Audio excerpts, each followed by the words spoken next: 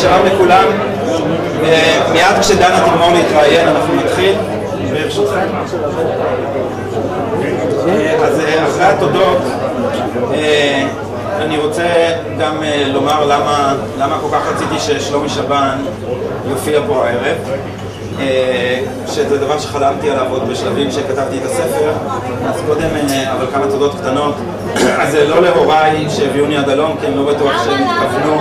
למה? כי אני לא בטוח שלזה הם התכוונו.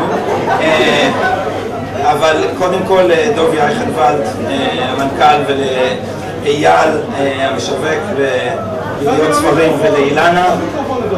ולאילנה שהייתה אמונה על יחסי הציבור, על התמיכה שלהם בספר מההתחלה. ושנית, לאנשים שבגללם הכרתי את כל העולם הזה. אני לא רואה מפה את ידידי ואחי עומר אפרת, שהוא הבעלים של המקום הזה, לדנה, למיכה מזרחי, איפה אתה?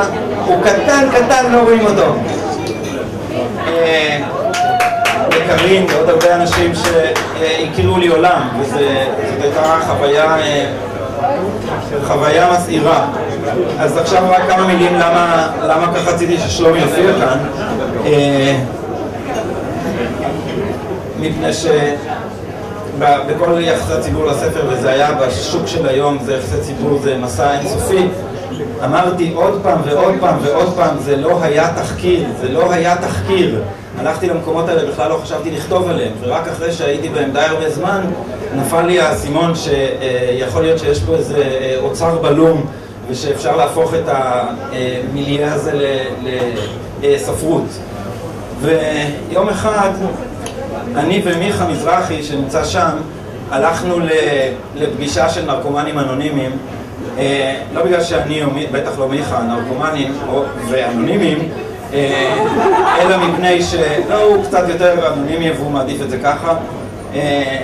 הלכנו בגלל שאישיות יקרה בעיר חגגה, מר צדיק נקרא לו, חגג 19 שנה לגמילה, שזה אירוע גדול, ויש פגישה של נרקומנים אנונימיים וכולם, ואוהבים אותך צדיק וכל הטקס, ואני ומיכה יושבים ומחכים שהוא יתחיל לדבר, ובינתיים אנחנו מסתכלים על השלטים, ויש שלטים כאלה של אלכוהוליק אנונימוס ושל נרקומנים אנונימיים, שכתוב בהם פעם אחת זה יותר מדי ו1000 פעם זה לא די, או כתוב בהם תריץ את הסרט עד הסוף.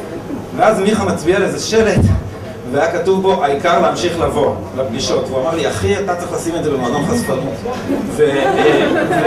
והאמת, זה עשה לי איזו דקירה קטנה, ואחרי זה כבר הייתי בעיצומו של הספר, אז עכשיו זה כבר נהיה תחקיר, אז לי נהיה תירוץ.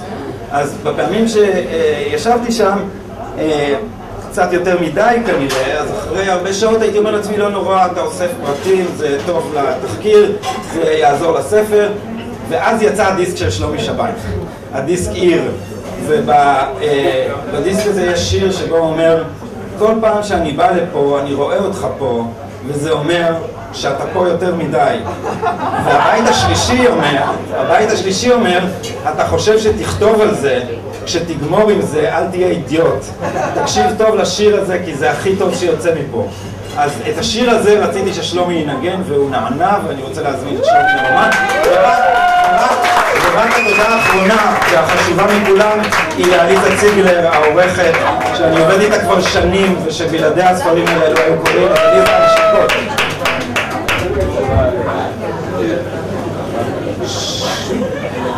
Monsieur, a pleasure and a privilege.